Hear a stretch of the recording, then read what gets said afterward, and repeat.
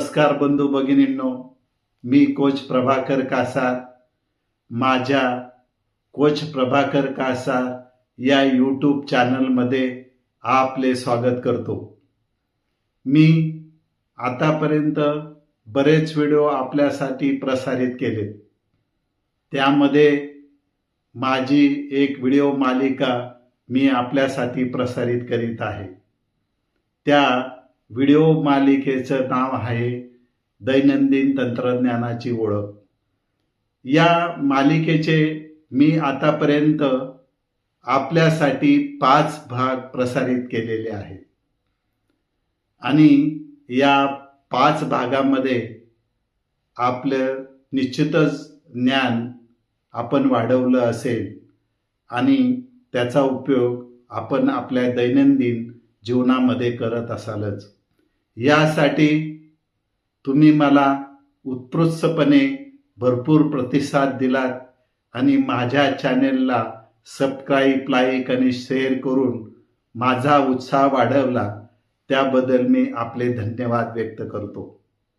मी अशाच पद्धतीने वेगवेगळ्या क्षेत्रामध्ये व्हिडिओ प्रसारित करून आपलं ज्ञान कसं वाढेल यासाठी मी प्रयत्न करणार आहे आणि करीत राहणार आहे.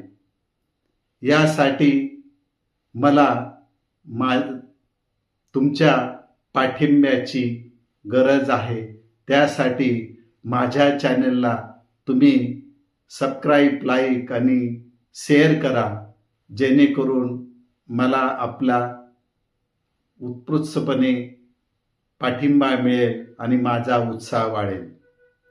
मी अशाच पद्धतीने आज एक नवीन विषय आपल्यासाठी घेऊन उपस्थित आहे. तो म्हणजे प्लॅनिंग. त्याचा अर्थ होतो मराठीमध्ये नियोजन. आणि हे आपण बऱ्याच दिवसापासून ऐकतोय. प्लॅनिंग, नियोजन या गोष्टी आपल्याला लहानपणापासून माहीत असतात आणि आपण त्या करत पण असतो. तर आपल्या लहानपणाचं नियोजन आपले वडील करत असतात. म्हणजे आपल्या शिक्षणाची काळजी, पुढील लाईफ कसं याचं प्रगतिशील होईल, याला कुठलं शिक्षण दिलं पाहिजे, म्हणजे हा कुठल्या क्षेत्रामध्ये जाईल, कसं याचे लाईफ सुखकर बनेल, हे आपले आई वडील बघत असतात.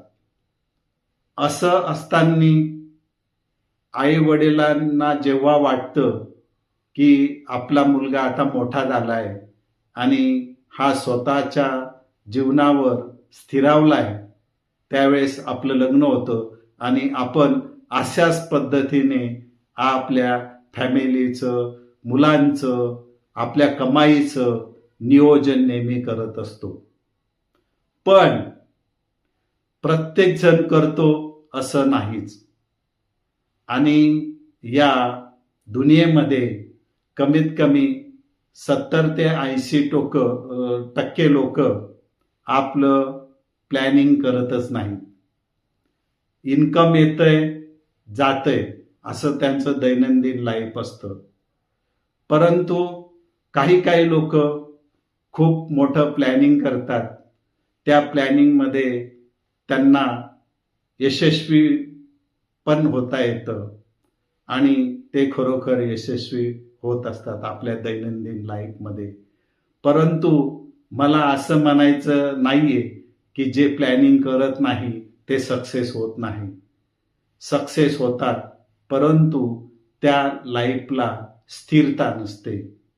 म्हणजे कमाई करणं आणि ती न प्लॅनिंग करता खर्च करणं, म्हणजे जेणेकरून भविष्यामध्ये आपल्या प्लॅनिंगची आपण व्यवस्थित तजवीज करत नाही आणि मग आयत्या वेळेस असा काही प्रसंग येतो तर आपल्या लाईफमधून आपण पूर्णपणे संपलेलो असतो आणि अशा वेळेस आपल्याला इतरांची मदत घेण्याची आवश्यकता भासते.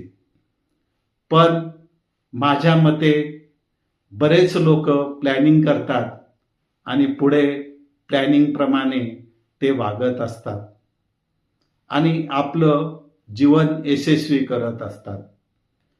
बरेच व्यक्तींच्या संदर्भामध्ये ते जास्त करून फायनान्स प्लॅनिंग करतात, काही आपल्या कुटुंबामधील मुलांच्या शिक्षणाचं प्लॅनिंग करतात, काही आपल्या पॅरेंटच्या संदर्भात प्लॅनिंग करतात.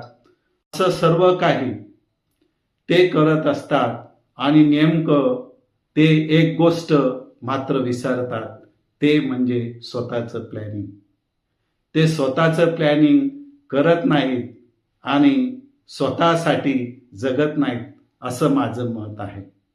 यासाठी आपण प्रत्येक डिसेंबर महिना संपल्यानंतर आपण 1 जानेवारीपासून आपलं स्वतःचं प्लॅनिंग करून ते प्रत्यक्ष कारवाईत आणलं पाहिजे, जेणेकरून आपल्याला आपली स्वतःची प्रगती करता येते, त्याबरोबर कुटुंबाची प्रगती करता येते आणि आपल्या ज्या आकांक्षा, इच्छा, स्वप्न असतात ते पूर्ततेला जातात. त्याचबरोबर या काही गोष्टींचं प्लॅनिंग करताना आपण काही गोष्टी विसरतो सुद्धा. त्यामध्ये आपण स्वतःचं प्लॅनिंग करतो, फॅमिलीचं प्लॅनिंग करतो, मुलांच्या शिक्षणाचं प्लॅनिंग करतो, आपल्या आईवडिलांचा जो काही खर्च असेल किंवा आरोग्य सुविधा असेल याबाबत प्लॅनिंग करत असतो. परंतु या प्लॅनिंगमध्ये आपण करताना काही गोष्टी विसरतो. त्यामध्ये सर्वसमावेशक गोष्टींचा त्या प्लॅनिंगमध्ये समावेश असावा असं माझं म्हणणं आहे.